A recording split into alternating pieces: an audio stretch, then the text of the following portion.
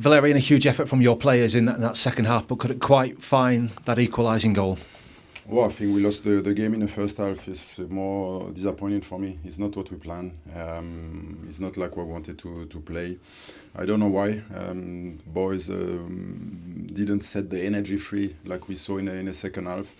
When you win 3 games in a row, we have a home game, and the feeling was really good at the stadium with the fans today. From minute 1, it was something special, and just frustrating that the player was not able just to show the real face, to stay on the back foot, and we for sure we got punished with the first two chances from Derby without to be dangerous. We conceded 2 goals.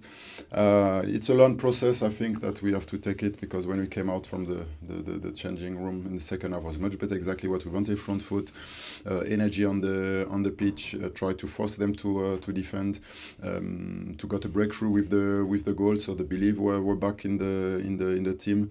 But at the end of the day, it's just frustrating that we're not able to win a game home again. It seems to be difficult this season, and this is what is for me very frustrating. With hindsight, how key was that goal right on the stroke of half-time, the second one we conceded? Well, because if you see how we start, we are on the ball, so there's no reason to lose the ball there. I think we need to understand that we will have a lot of game where we have to press. So I think it was the case from the previous game we had, and then to be good on the transition. And some game we will have the ball a lot, like today, and just stay calm on the ball, just move the opponent from left to right, and be patient and not force anything or something special to do with the ball. Just pass the ball properly, and then nothing happened. But we put ourselves in danger. We lost the ball and got punished.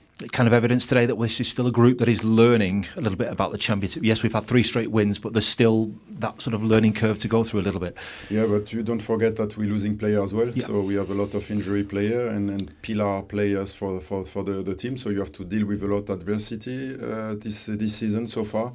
So now we have to deal with a lot of injury for a long period of time. So we need to find the right recept for that. But I think that in second half we saw that when everyone is ready, we are able to do the job. So we face adversity. We will go again. So it's good. But we need to put more belief in the player. Need to put more belief in themselves, especially when you got the momentum with you and you feel just in the stadium.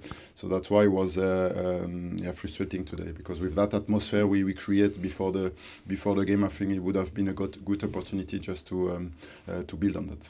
How much does it hurt, all those injuries, and there are a lot of them? We had Sonny suspended today as well, to be missing so many key players.